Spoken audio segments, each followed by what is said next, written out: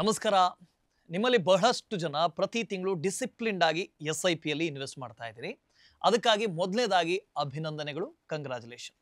ನೀವು ನಿಮ್ಮ ಫಿನಾನ್ಷಿಯಲ್ ಜರ್ನಿಯ ಅತ್ಯಂತ ಮುಖ್ಯವಾದ ಮೆಟ್ಟಿಲನ್ನು ಹತ್ತಿದಿರಿ. ಆದರೆ ನಿಮಗೆ ಗೊತ್ತಿಲ್ಲದ ಹಾಗೆ ನೀವು ತಿಳಿಯದೇ ಒಂದು ತಪ್ಪನ್ನ ಮಾಡ್ತಾ ಇದ್ದೀರಿ. ಅದು ನಿಮ್ಮ 1 ಕೋಟಿಯ ಕನಸನ್ನ 2 ಕೋಟಿ ಮಾಡಬಹುದಾಗಿತ್ತು. ಆದರೆ ಈಗ ಅದು ಸಾಧ್ಯ ಆಗದೇ ಇರಬಹುದು. ಡೋಂಟ್ ವರಿ, ಬೇಜಾರಾಗಬೇಡಿ, ಮುಂದೆ ಗಳಿಸೋರಂತೆ. ಈಗ ಆ ತಪ್ಪೇನು ಅಂತ ಹೇಳ್ಬಿಡ್ತೀನಿ. ನಿಮ್ಮ SIPಯನ್ನ set it and forget it ಮೋಡ್ನಲ್ಲಿ ಬಿಟ್ಬಿಟ್ಟಿದ್ದೀರಿ. ಇದೊಂದು ಇನ್ವೆಸ್ಟ್ಮೆಂಟ್ ಸ್ಟ್ರಾಟಜಿನೇ. ಡಿಸಿಪ್ಲಿನ್ ಅನ್ನು ಕಲಿಸುತ್ತೆ, ಆದರೆ ಗ್ರೋತನ್ನ ಲಿಮಿಟ್ ಮಾಡಬಹುದು. ಹೀಗೆ ಮಾಡಿದಾಗ ಏನಾಗುತ್ತೆ, ನೀವು ನಿಮ್ಮ ಈಕ್ವಿಟಿ ಫಂಡ್ ಇನ್ವೆಸ್ಟ್ಮೆಂಟ್ನ ಜೊತೆಗೆ ಅಲ್ಲಿಯೇ ನಿಂತು ಬಿಡ್ತೀರಿ. ನೀವು ನಿಮ್ಮ ಫಿನಾನ್ಷಿಯಲ್ ಗೋಲ್ಸ್ ಅನ್ನು ತಲುಪದೇ ಇರಬಹುದು, ಇನ್ವೆಸ್ಟ್ಮೆಂಟ್ಸ್ನಿಂದ ಜಾಸ್ತಿ ಲಾಭವನ್ನು ಗಳಿಸದೇ ಇರಬಹುದು. ನೋಡಿ, ನಿಮ್ಮ ಸ್ಯಾಲ್ರಿ ಪ್ರತಿ ವರ್ಷ ಹೆಚ್ಚಾಗ್ತಾ ಇದೆಯಾ? ಇರುತ್ತೆ. ನಿಮ್ಮ ಫಿನಾನ್ಷಿಯಲ್ ಗೋಲ್ಸ್ ಹೆಚ್ಚಾಗ್ತಾನೆ ಇರುತ್ತೆ. ಆದರೆ ನಿಮ್ಮ ಮ್ಯೂಚುವಲ್ ಫಂಡ್ ಇನ್ವೆಸ್ಟ್ಮೆಂಟ್ ಮಾತ್ರ ಅಲ್ಲಿಯೇ ಉಳಿದು ಬಿಡುತ್ತೆ. ಆದರೆ ಇದರ ಮಧ್ಯೆ ಇನ್ಫ್ಲೇಷನ್ ಅಂದರೆ ಬೆಲೆ ಏರಿಕೆ ನಿಧಾನಕ್ಕೆ ನಿಮ್ಮ ಹಣದ ವ್ಯಾಲ್ಯೂವನ್ನು ಕಡಿಮೆ ಮಾಡ್ತಾ ಹೋಗುತ್ತೆ. So welcome to the world of step up SIP. ವಿಡಿಯೋಗೆ ಹೋಗೋ ಮೊದಲು ಈ ರೀತಿಯ ಇನ್ಸೈಟ್ಸ್ ರೆಗ್ಯುಲರ್ ಆಗಿ ಸಿಗೋದಕ್ಕೆ ವಿಡಿಯೋನ ಲೈಕ್ ಮಾಡಿ ಮತ್ತು ಚಾನಲ್ನ ಸಬ್ಸ್ಕ್ರೈಬ್ ಮಾಡೋದನ್ನ ಮರಿಬೇಡಿ.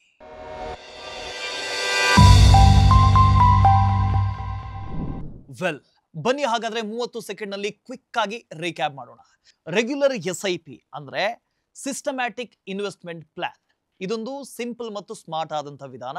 ಇದರಲ್ಲಿ ನೀವು ಡೈಲಿ, ವೀಕ್ಲಿ, ಮಂತ್ಲಿ ಅಥವಾ ಕ್ವಾರ್ಟರ್ಲಿ ಫಿಕ್ಸ್ಡ್ ಅಮೌಂಟ್ ಅನ್ನ ಮ್ಯೂಚುವಲ್ ಫಂಡ್ ಸ್ಕೀಮ್ಸ್ ನಲ್ಲಿ ಇನ್ವೆಸ್ಟ್ ಮಾಡ್ತೀರಿ. ಇದೊಂದು ಆಟೋಮೇಟೆಡ್ ಪ್ರೊಸೆಸ್. ನಿಮ್ಮ ಬ್ಯಾಂಕ್ ಅಕೌಂಟ್ ನಿಂದ ಆಟೋ ಪೇ ಮೂಲಕ ಹಣವನ್ನ ಡಿಡಕ್ಟ್ ಮಾಡಿ ಮ್ಯೂಚುವಲ್ ಫಂಡ್ ನಲ್ಲಿ ಇನ್ವೆಸ್ಟ್ ಮಾಡುತ್ತೆ. ಇದರಿಂದ ನಿಮ್ಮಲ್ಲಿ ಫಿನಾನ್ಷಿಯಲ್ ಡಿಸಿಪ್ಲಿನ್ ಡೆವಲಪ್ ಆಗ್ತಾ ಹೋಗುತ್ತೆ. ಯಾವುದೇ ಸ್ಟ್ರೆಸ್ ಇರೋದಿಲ್ಲ. ರೆಗ್ಯುಲರ್ಲಿ ಇನ್ವೆಸ್ಟ್ಮೆಂಟ್ ಮಾಡೋ ಅಭ್ಯಾಸನೂ ಬರುತ್ತೆ. ಇದರಿಂದ 3 ಬೆನಿಫಿಟ್ಸ್ ಇದಾವೆ. ಮೊದಲನೇ ಬೆನಿಫಿಟ್ ಏನು? ಡಿಸಿಪ್ಲಿನ್. ಈಕ್ವಿಟಿ ಫಂಡ್ ನಲ್ಲಿ ರೆಗ್ಯುಲರ್ ಆಗಿ ನೀವು ಇನ್ವೆಸ್ಟ್ ಮಾಡ್ತಾ ಹೋಗ್ತೀರಿ. ಇದರಿಂದ ಒಂದು ಡಿಸಿಪ್ಲಿನ್ ಬರುತ್ತೆ. ನೀವು ಪದೇ ಯೋಚನೆ ಮಾಡಬೇಕು ಅಂತಿಲ್ಲ, ಅಥವಾ ಟೈಮಿಂಗ್ ಅನ್ನು ನೋಡಬೇಕು ಅಂತ ಟೆನ್ಷನ್ ಕೂಡ ಇರೋದಿಲ್ಲ. ಕೇವಲ ಇನ್ವೆಸ್ಟ್ ಮಾಡೋದು ಮಾತ್ರ. ಇದು ಹೋಗ್ತಾ ಏನಾಗುತ್ತೆ, ಒಂದು ಅಭ್ಯಾಸ ಆಗ್ಬಿಡುತ್ತೆ. ಇನ್ನು ಎರಡನೇದು ರುಪಿ ಕಾಸ್ಟ್ ಅವರೇಜಿಂಗ್. ಸ್ಟಾಕ್ ಮಾರ್ಕೆಟ್ ಕೆಳಗಿರುವಾಗ ನಿಮಗೆ ಹೆಚ್ಚು ಈಕ್ವಿಟಿ ಫಂಡ್ ಯೂನಿಟ್ಸ್ ಸಿಗುತ್ತೆ ಮತ್ತು ಮಾರ್ಕೆಟ್ ಮೇಲಿರುವಾಗ ಕಡಿಮೆ ಯೂನಿಟ್ಸ್ ಸಿಗುತ್ತೆ. ಸಮಯದ ಜೊತೆಗೆ ನೀವು ನಿಮ್ಮ ಯೂನಿಟ್ಸ್ ನ ಪರ್ಚೇಸ್ ಪ್ರೈಸ್ ಅನ್ನ ಆವರೇಜ್ ಮಾಡ್ಕೊಳ್ತೀರಿ. ಇದನ್ನೇ ರುಪಿ ಕಾಸ್ಟ್ ಅವರೇಜಿಂಗ್ ಅಂತ ಕರೀತಾರೆ. ಇನ್ನು ಮೂರನೇದು ದ ಪವರ್ ಆಫ್ ಕಾಂಪೌಂಡಿಂಗ್. ನಿಮ್ಮ ಈಕ್ವಿಟಿ ಫಂಡ್ ಇನ್ವೆಸ್ಟ್ಮೆಂಟ್ಸ್ ನ ಮೇಲೆ ಸಿಗುವಂತ ರಿಟರ್ನ್ಸ್ ಮೇಲೆ ಕೂಡ ನಿಮಗೆ ರಿಟರ್ನ್ಸ್ ಸಿಗುತ್ತೆ. ಅಂದ್ರೆ ರಿಟರ್ನ್ಸ್ ಆನ್ ರಿಟರ್ನ್ಸ್. ಅನೇಕ ಜನರು ಪವರ್ ಆಫ್ ಕಾಂಪೌಂಡಿಂಗ್ ಅನ್ನ 8th ವಂಡರ್ ಅಂತಾನೆ ಕರೀತಾರೆ, 8ನೇ ಅದ್ಭುತ ಅಂತಾನೆ ಕರೀತಾರೆ. ಆದರೆ ಈ ರೆಗ್ಯುಲರ್ ಆಗಿ ಮಾಡುವಂತ SIP ಇದೆಯಲ್ಲ, ಅದೊಂದು ರೀತಿ ಥ್ರೆಡ್ ಮಿಲ್ ಇದ್ದ ಹಾಗೆ. ನೀವು ಕನ್ಸಿಸ್ಟೆಂಟ್ ಆಗಿರ್ತೀರಿ, ಓಡ್ತಾನೆ ಇರ್ತೀರಿ, ಆದ್ರೆ ಸ್ಪೀಡ್ ಯಾವಾಗ್ಲೂ ಒಂದೇ ತರ ಇರುತ್ತೆ. ಆದ್ರೆ ಲಾಂಗ್ ರೇಸ್ ನಲ್ಲಿ ನೀವು ಓಡೋದು ಮಾತ್ರ ಸಾಕಾಗೋದಿಲ್ಲ, ಸಮಯದೊಂದಿಗೆ ಸ್ಪೀಡ್ ಅನ್ನು ಕೂಡ ಹೆಚ್ಚು ಮಾಡ್ತಾ ಹೋಗಬೇಕು. ಅದು ಬಹಳ ಇಂಪಾರ್ಟೆಂಟ್ ಆಗುತ್ತೆ. ಹಾಗಾದ್ರೆ ಈ ಥ್ರೆಡ್ ಮಿಲ್ ನ ಸ್ಪೀಡ್ ಅನ್ನ ಹೇಗೆ ಹೆಚ್ಚಿಸಬಹುದು? ಇದಕ್ಕೆ ಉತ್ತರ ಇಲ್ಲಿದೆ. Step up SIP. ಇದನ್ನ ಟಾಪ್ ಅಪ್ SIP ಅಂತಾನೂ ಕರೀತಾರೆ. ಸ್ಟೆಪ್ ಅಪ್ SIP ಒಂದು ಸಿಂಪಲ್ ಆದ್ರೆ ಪವರ್ಫುಲ್ ಫೀಚರ್. ಇದರಿಂದ ನೀವು ನಿಮ್ಮ SIP ಅಮೌಂಟ್ ಅನ್ನ ಪ್ರತಿ ವರ್ಷ ಆಟೋಮೆಟಿಕಲಿ ಒಂದು ಫಿಕ್ಸ್ಡ್ ಅಮೌಂಟ್ ಅಥವಾ ಫಿಕ್ಸ್ಡ್ ಪರ್ಚೇಸ್ ನಿಂದ ಹೆಚ್ಚಿಸಬಹುದು. ನೋಡಿ, ಇದರ ಲಾಜಿಕ್ ತುಂಬಾನೇ ಸಿಂಪಲ್ ಆಗಿದೆ. If your salary grows every year, why shouldn't your investment?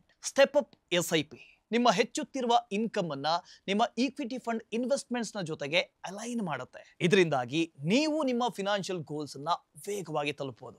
ಇದು 2 ರೀತಿಯಲ್ಲಿ ಆಗುತ್ತೆ. ಒಂದೇದು ಫಿಕ್ಸ್ಡ್ ಅಮೌಂಟ್ ಸ್ಟೆಪ್ ಅಪ್. ಇಲ್ಲಿ ಪ್ರತಿ ವರ್ಷ ನಿಮ್ಮ SIP ಒಂದು ಫಿಕ್ಸ್ಡ್ ಅಮೌಂಟ್ ನಷ್ಟು ಹೆಚ್ಚಾಗ್ತಾ ಇರುತ್ತೆ. ಉದಾಹರಣೆಗೆ ಫಾರ್ ಎಕ್ಸಾಂಪಲ್ 1,000 ಅಂದ್ರೆ 5,000 SIP ಇರುತ್ತೆ. ಅದು ಮುಂದಿನ ವರ್ಷಕ್ಕೆ 6,000 ಆಗುತ್ತೆ, ಇನ್ನೊಂದು ವರ್ಷಕ್ಕೆ 7,000 ಆಗುತ್ತೆ. ಹೀಗೆ ಮುಂದುವರಿತಾ ಹೋಗುತ್ತೆ. ಪರ್ಸೆಂಟೇಜ್ ಸ್ಟೆಪ್ ಅಪ್ ಎರಡನೇದು.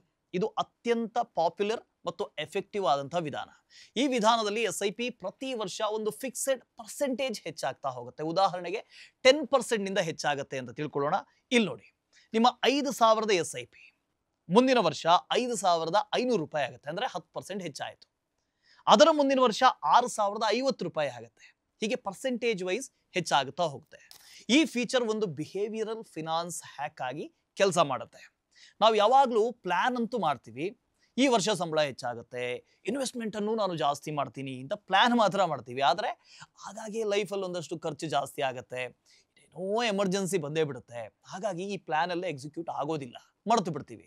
ಆದರೆ ಸ್ಟೆಪ್ ಅಪ್ SIP ಈ ಡಿಸಿಷನ್ ಅನ್ನ ಆಟೋಮೇಟ್ ಮಾಡುತ್ತೆ. ನೀವು ಒಂದು ಸಲ ಸೆಟ್ ಮಾಡ್ತೀರಿ ಅಂತ ಅಂದ್ಕೊಳ್ಳೋಣ, ಸಿಸ್ಟಮ್ ಪ್ರತಿ ವರ್ಷ ನಿಮಗಾಗಿ ಈ ಕೆಲಸನ ಮಾಡ್ತಾ ಹೋಗುತ್ತೆ. ಸೊ ನಿಮ್ಮ ಕಡೆಯಿಂದ ಯಾವುದೇ ಎಕ್ಸ್ಟ್ರಾ ಎಫರ್ಟ್ ಇದಕ್ಕೆ ಬೇಕಾಗೋದಿಲ್ಲ. ಸೊ ಇನ್ನು ಸ್ವಲ್ಪ ಸಿಂಪಲ್ ಆಗಿ ಹೇಳ್ತೀನಿ ಕೇಳಿ. ಒಂದು ವೇಳೆ ರೆಗ್ಯುಲರ್ SIP ಒಂದು ಜಿಮ್ ಇದ್ದ ಹಾಗೆ, ರೆಗ್ಯುಲರ್ ಜಿಮ್ ಇರುತ್ತಲ್ಲ ಅದರ ಹಾಗೆ. ಅದೇ ಸ್ಟೆಪ್ ಅಪ್ SIP ನಿಮಗೆ ಆ ಜಿಮ್ ಅಲ್ಲಿ ಒಬ್ಬ ಪರ್ಸನಲ್ ಟ್ರೈನರ್ ಸಿಕ್ಕಿದ್ರೆ ಹೇಗಿರುತ್ತೆ ಹಾಗೆ. ಪ್ರತಿ ವರ್ಷ ನಿಮ್ಮಿಂದ ಸ್ವಲ್ಪ ಸ್ವಲ್ಪ ಎಕ್ಸ್ಟ್ರಾ ಪುಷ್ ಮಾಡಿಸಿ ಒಂದೊಳ್ಳೆ ಗುಡ್ ರಿಸಲ್ಟ್ಸ್ ಅನ್ನ ಪಡೆಯೋದಕ್ಕೆ ಪ್ರಯತ್ನ ಮಾಡ್ತಾರೆ. ಈಗ ಸಾಕಷ್ಟು ಮಾತಾಡಿದೀವಿ, ಈಗ ನಿಜವಾದಂತಹ ಮ್ಯಾಜಿಕ್ ಅನ್ನ ನಂಬರ್ಸ್ ನಲ್ಲಿ ನೋಡೋಣ. ಇದು ನಮ್ಮ ಕ್ಯಾಲ್ಕುಲೇಟರ್. ನಾವು ಇಬ್ಬರು ಇನ್ವೆಸ್ಟರ್ಸ್ ನ ಜರ್ನಿಯನ್ನ ಕಂಪೇರ್ ಮಾಡೋಣ. ಅವರು 5,000 ರೂಪಾಯಿ ಮಂತ್ಲಿ SIP ಇಂದ ಶುರು ಮಾಡ್ತಿದ್ದಾರೆ. ಒಬ್ರು ಮಿಸ್ಟರ್ ರೆಗ್ಯುಲರ್, ಇವರು ಒಂದು ಫಿಕ್ಸೆಡ್ ಅಮೌಂಟ್ ಅನ್ನ ನಾರ್ಮಲ್ SIP ಮಾಡ್ತಿದ್ದಾರೆ. ಮತ್ತು ಮಿಸ್ ಸ್ಟೆಪ್ ಅಪ್, ಇವರು ಪ್ರತಿ ವರ್ಷ ತಮ್ಮ SIP ಅನ್ನ 10% ಹೆಚ್ಚು ಮಾಡ್ತಾ ಇದ್ದಾರೆ. ಇಲ್ಲಿ ನಾವು ಆವರೇಜ್ ರಿಟರ್ನ್ಸ್ ಅನ್ನ 12% ಅಂತ ಇಟ್ಕೊಳ್ಳೋಣ ಪರ್ ಆ್ಯನಮ್ಗೆ ಅಸ್ಯೂಮ್ ಮಾಡ್ಕೊಳ್ಳೋಣ. ನೋಡಿ, ಮೊದಲ ಕೆಲವು ವರ್ಷಗಳು ಇಬ್ಬರಲ್ಲೂ ಹೆಚ್ಚು ವ್ಯತ್ಯಾಸ ಏನು ಕಾಣಿಸೋದಿಲ್ಲ. ಮಿಸ್ಟರ್ ರೆಗ್ಯುಲರ್ ಪ್ರತಿ ವರ್ಷ 60,000 ಇನ್ವೆಸ್ಟ್ ಮಾಡ್ತಿದ್ದಾರೆ, ಅಂದ್ರೆ ಅವರ ಇನ್ವೆಸ್ಟ್ಮೆಂಟ್ ಇರೋದು 5,000. ಅದೇ ಮಿಸ್ ಸ್ಟೆಪ್ ಅಪ್ ಕೂಡ 60,000ನೇ ಇನ್ವೆಸ್ಟ್ ಮಾಡ್ತಾರೆ. ಇಲ್ಲಿಂದ ಶುರುವಾಗುತ್ತೆ. ಆದರೆ 5 ವರ್ಷದ ವೇಳೆಗೆ ಅವರ ಮಂತ್ಲಿ SIP 7,321 ಆಗಿದೆ, ಅಂದ್ರೆ ಸ್ಟೆಪ್ ಅಪ್ ಆಗಿದೆ. ಈಗ 5 ವರ್ಷಗಳ ನಂತರ ಮಿಸ್ಟರ್ ರೆಗ್ಯುಲರ್ ಬಳಿ 4.05 ಲಕ್ಷ ಇದೆ, ಅಂದ್ರೆ 4,05,000 ರೂಪಾಯಿ ಇದೆ. ಅದೇ ಸ್ಟೆಪ್ ಅಪ್ ಅವರ ಬಳಿ 4,84,000 ಇದೆ. ಸರಿ, ದೊಡ್ಡ ಡಿಫ್ರೆನ್ಸ್ ಏನು ಇಲ್ಲ. ಆದರೆ ಇನ್ನಿರೋದು ಮ್ಯಾಜಿಕ್. ಈಗ 10 ವರ್ಷಗಳ ನಂತರ ನೋಡೋಣ. ಇಲ್ಲಿಂದ ಕಾಂಪೌಂಡಿಂಗ್ ಎಫೆಕ್ಟ್ ಕಾಣೋದಕ್ಕೆ ಸಿಗುತ್ತೆ. ಕಾಂಪೌಂಡಿಂಗ್ ನ ಮ್ಯಾಜಿಕ್ ಕಾಣಿಸೋದಕ್ಕೆ ಶುರು ಆಗುತ್ತೆ.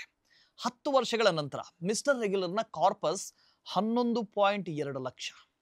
ಆದರೆ ಅದೇ ಮಿಸ್ ಸ್ಟೆಪ್ ಅಪ್ ಅವರ ಮಂತ್ಲಿ SIP ಈಗ 5,000 ಇದ್ದಿದ್ದು ಸ್ಟೆಪ್ ಅಪ್ ಆಗಿ 11,790 ಆಗಿದೆ. ಅವರ ಟೋಟಲ್ ಕಾರ್ಪಸ್ ಬಂದು 16,34,000. ಸುಮಾರು 5 ಲಕ್ಷದ ಡಿಫರೆನ್ಸ್ ಇದೆ ಈ ಇಬ್ಬರಿಗೂ. ಈಗ 15 ವರ್ಷಗಳಿಗೆ ಬರೋಣ.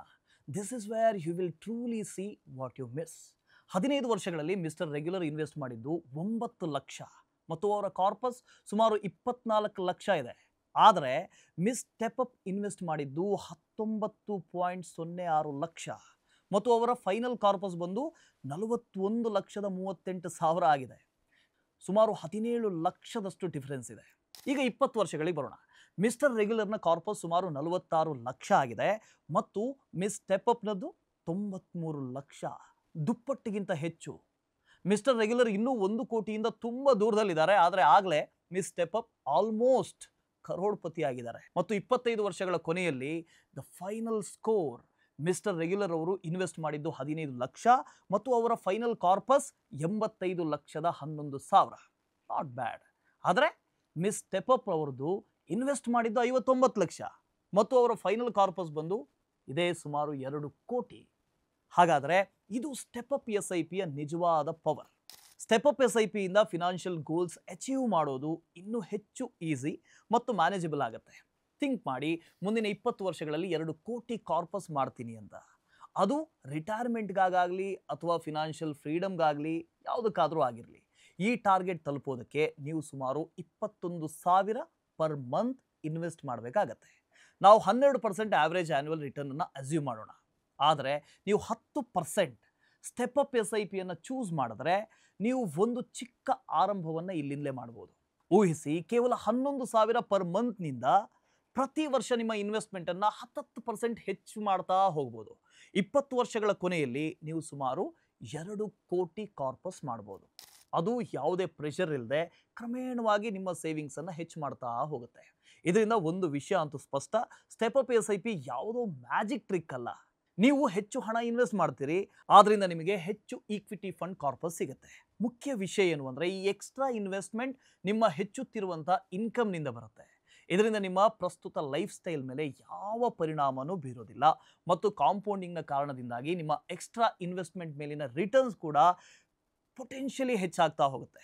ಹಾಗಾದರೆ ಮಿಸ್ ಸ್ಟೆಪ್ ಅಪ್ 2 ಕೋಟಿ ಕಾರ್ಪಸ್ ಮಾಡಿದ್ದಾರೆ. ಆದರೆ ಈಗ ಅವರು ಸುಮ್ಮನೆ ಇರ್ತಾರಾ? ಬರ್ತಾರೆ ನೋಡಿ ಇನ್ಕಮ್ ಟ್ಯಾಕ್ಸ್ನವರು. Just kidding. ಬನ್ನಿ ಸರಳ ಭಾಷೆಗಳಲ್ಲಿ ಅರ್ಥ ಮಾಡ್ಕೊಳ್ಳೋಣ. ನಿಮ್ಮ ಈಕ್ವಿಟಿ ಫಂಡ್ SIP ಗೇನ್ಸ್ ಮೇಲೆ ಟ್ಯಾಕ್ಸ್ ಹೇಗೆ ಅನ್ವಯ ಆಗತ್ತೆ ಅಂತ ನೋಡೋಣ. ನೆನ್ಪಿಡಿ, ಟ್ಯಾಕ್ಸ್ ಅಪ್ಲೈ ಆಗೋದು ನೀವು ಹಣ ತೆಗೆದಾಗ ಮಾತ್ರ, ಅಂದರೆ ರೀಡೀಮ್ ಮಾಡಿದಾಗ ಮಾತ್ರ. ಹಣ ಇನ್ವೆಸ್ಟೆಡ್ ಆಗಿರುವಾಗ ಅಲ್ಲ, ಅದ್ರ ಮೇಲೆ ಯಾವುದೇ ಟ್ಯಾಕ್ಸ್ ಇರೋದಿಲ್ಲ. ಇಲ್ಲಿ ವೆರಿ ಇಂಪಾರ್ಟೆಂಟ್ ರೂಲ್ ಒಂದಿದೆ, FIFO, first in first out. ನೀವು SIP ಮಾಡಿದಾಗ ಪ್ರತಿ ಇನ್ಸ್ಟಾಲ್ಮೆಂಟ್ ಒಂದು ಹೊಸ ಇನ್ವೆಸ್ಟ್ಮೆಂಟ್ ಅಂತ ಪರಿಗಣಿಸಲಾಗುತ್ತೆ. ಇದರ ಅರ್ಥ ನಿಮ್ಮ 10 ವರ್ಷಗಳ ಹಳೆಯ SIPಯಲ್ಲಿ 120 ವಿಭಿನ್ನ ಪರ್ಚೇಸ್ ಡೇಟ್ಗಳಿರ್ತವೆ. ನೀವು ಹಣ ತೆಗೆದಾಗ ಸಿಸ್ಟಮ್ ಪರಿಗಣಿಸೋದು ನೀವು ಮೊದಲು ಪರ್ಚೇಸ್ ಮಾಡಿರೋ ನಿಮ್ಮ ಹಳೆಯ ಯೂನಿಟ್ಸ್ ಮೊದಲು ಮಾರಾಟವಾಗುತ್ತೆ ಅಂತ. ಇದನ್ನ ತಿಳಿದುಕೊಳ್ಳೋದು ತುಂಬಾನೇ ಮುಖ್ಯ, ಯಾಕೆಂದ್ರೆ ಟ್ಯಾಕ್ಸ್ ಹೋಲ್ಡಿಂಗ್ ಪೀರಿಯಡ್ ಮೇಲೆ ಡಿಪೆಂಡ್ ಆಗಿರುತ್ತೆ. ಈಗ ಈಕ್ವಿಟಿ ಮ್ಯೂಚುವಲ್ ಫಂಡ್ ನಲ್ಲಿ ಟ್ಯಾಕ್ಸೇಷನ್ನ ಬಗ್ಗೆ ಮಾತಾಡೋಣ, ಸಿಂಪಲ್ ಆಗಿ ಮಾತಾಡೋಣ. ಫಿನಾನ್ಷಿಯಲ್ ಇಯರ್ 2024-25 ಹೊಸ ರೂಲ್ಸ್ನ ಪ್ರಕಾರ ಜುಲೈ 23, 2024ರಲ್ಲಿ ಈ ಹೊಸ ರೂಲ್ಸ್ ಜಾರಿಯಾಗಿದೆ. ನೀವು ಯೂನಿಟ್ಸ್ ಅನ್ನ 12 ತಿಂಗಳಿಗಿಂತ ಹೆಚ್ಚು ಹೋಲ್ಡ್ ಮಾಡಿ ರೀಡೀಮ್ ಮಾಡಿದ್ರೆ ಅದು LTCG ಅಂದ್ರೆ ಲಾಂಗ್ ಟರ್ಮ್ ಕ್ಯಾಪಿಟಲ್ ಗೇನ್ಸ್ ಅಂತ ಆಗುತ್ತೆ. ಒಂದು ಫಿನಾನ್ಷಿಯಲ್ ಇಯರ್ಸ್ನಲ್ಲಿ 1.25 ಲಕ್ಷದವರೆಗೆ ಗೇನ್ಸ್ನ ಮೇಲೆ 0 ಟ್ಯಾಕ್ಸ್ ಇರುತ್ತೆ. ಅದರ ಮೇಲೆ ಯಾವುದೇ ಗೇನ್ಸ್ ಇದ್ರೆ ಅದರ ಮೇಲೆ 12.5 ಅಂದರೆ 12.5% ಟ್ಯಾಕ್ಸ್ ಅನ್ವಯ ಆಗುತ್ತೆ. ನೀವು ಯೂನಿಟ್ಸ್ ಅನ್ನ 12 ತಿಂಗಳಿಗಿಂತ ಹೆಚ್ಚು ಹೋಲ್ಡ್ ಮಾಡಿದ್ರೆ ಅದು STCG ಅಂದರೆ ಶಾರ್ಟ್ ಟರ್ಮ್ ಕ್ಯಾಪಿಟಲ್ ಗೇನ್ ಅಂತ ಪರಿಗಣಿಸಲಾಗುತ್ತೆ. ಈ ಪರಿಸ್ಥಿತಿಯಲ್ಲಿ ಸಂಪೂರ್ಣ ಕ್ಯಾಪಿಟಲ್ ಗೇನ್ನ ಮೇಲೆ 20% ಟ್ಯಾಕ್ಸ್ ಅನ್ವಯ ಆಗುತ್ತೆ. ಡೆಟ್ ಫಂಡ್ಗೆ ರೂಲ್ಸ್ ಈಗ ಸಿಂಪಲ್ ಆಗಿದೆ. ನೀವು ಏಪ್ರಿಲ್ 1, 2023 ನಂತರ ಇನ್ವೆಸ್ಟ್ ಮಾಡಿದರೆ ಹೋಲ್ಡಿಂಗ್ ಪೀರಿಯಡ್ನಿಂದ ವ್ಯತ್ಯಾಸ ಇರೋದಿಲ್ಲ. ನಿಮ್ಮ ಯಾವುದೇ ಕ್ಯಾಪಿಟಲ್ ಗೇನ್ಸ್ ನಿಮ್ಮ ಟೋಟಲ್ ಟ್ಯಾಕ್ಸೇಬಲ್ ಇನ್ಕಮ್ನೊಂದಿಗೆ ಸೇರಿದ್ರೆ ಮತ್ತು ನಿಮ್ಮ ಇನ್ಕಮ್ ಟ್ಯಾಕ್ಸ್ ಸ್ಲ್ಯಾಬ್ನ ಪ್ರಕಾರ ಟ್ಯಾಕ್ಸ್ ಅದಕ್ಕೆ ಅನ್ವಯ ಆಗುತ್ತೆ. ಹೌದು, ಈಕ್ವಿಟಿ ಫಂಡ್ನ ಒಂದು ಕ್ಯಾಟಗರಿ ಇದೆ, ಅದು ELSS, equity linked saving scheme ಅಂತ. ಇದರಲ್ಲಿ ಹೇಗಿರುತ್ತೆ ಅಂದರೆ ಇನ್ವೆಸ್ಟ್ ಮಾಡಿ ನೀವು ಸೆಕ್ಷನ್ 80C ಅಡಿಯಲ್ಲಿ ವರ್ಷಕ್ಕೆ 1.5 ಲಕ್ಷದವರೆಗೆ ನಿಮ್ಮ ಟ್ಯಾಕ್ಸೇಬಲ್ ಇನ್ಕಮ್ ಕಡಿಮೆ ಮಾಡ್ಕೋಬಹುದು ಓಲ್ಡ್ ಇನ್ಕಮ್ ಟ್ಯಾಕ್ಸ್ ರೆಜಿಮ್ನ ಅಡಿಯಲ್ಲಿ. ಇದರ ಲಾಕ್ ಇನ್ ಪೀರಿಯಡ್ ಬಂದು 3 ವರ್ಷ ಇರುತ್ತೆ ಮತ್ತು ಇದರ ಮೇಲೆ ಕೂಡ ಈಕ್ವಿಟಿಯ LTCG ಟ್ಯಾಕ್ಸ್ ರೂಲ್ ಅನ್ವಯವಾಗುತ್ತೆ. ಹಾಗಾದ್ರೆ ಐ ಹೋಪ್ ನಿಮಗೆ ಸ್ಟೆಪ್ ಅಪ್ SIP ಮತ್ತು ಇದರ ಬೆನಿಫಿಟ್ಸ್ ಅರ್ಥ ಆಗಿದೆ ಅಂತ ಭಾವಿಸ್ತೀನಿ. ರೆಗ್ಯುಲರ್ SIP ಒಳ್ಳೆಯದೇ, ಆದರೆ ಸ್ಟೆಪ್ ಅಪ್ SIP ಇದೆಯಲ್ಲ ಅದಕ್ಕಿಂತ ತುಂಬಾನೇ ಒಳ್ಳೆಯದು. ವಿಶೇಷವಾಗಿ ನೀವು ಯಂಗ್ ಪ್ರೊಫೆಷನಲ್ ಆಗಿದ್ರೆ ಮತ್ತು ನಿಮ್ಮ ಇನ್ಕಮ್ ಪ್ರತಿ ವರ್ಷ ಹೆಚ್ಚಾಗ್ತಾ ಇದ್ರೆ ದಿಸ್ ಇಸ್ ಬೆಸ್ಟ್. ನೆನಪಿಡಿ, ನಿಮ್ಮ ಸ್ಯಾಲರಿ ಪ್ರತಿ ವರ್ಷ ಹೆಚ್ಚಾಗತ್ತೆ. ಹಾಗಾದರೆ ನಿಮ್ಮ ಇನ್ವೆಸ್ಟ್ಮೆಂಟ್ ಯಾಕೆ ಹೆಚ್ಚಾಗಬಾರ್ದು? ವಿಡಿಯೋ ಇಷ್ಟ ಆದರೆ ಲೈಕ್ ಮಾಡಿ, ನಿಮ್ಮ ಸ್ನೇಹಿತರೊಂದಿಗೆ ಶೇರ್ ಮಾಡಿ. ಅವರ SIP ಇನ್ನೂ ಥ್ರೆಡ್ಮಿಲ್ ಮೇಲೆ ಓಡ್ತಾ ಇದ್ರೆ ಈ ವಿಡಿಯೋ ಅವರ SIPಯನ್ನು ರೇಸ್ ಮಾಡಿಸ್ಬೋದು. ಸೊ ಚಾನಲನ್ನು ಸಬ್ಸ್ಕ್ರೈಬ್ ಮಾಡೋದನ್ನು ಮರಿಬೇಡಿ. ಮುಂದಿನ ವಿಡಿಯೋದಲ್ಲಿ ಮತ್ತೊಮ್ಮೆ ಭೇಟಿಯಾಗೋಣ. ಬಾಯ್.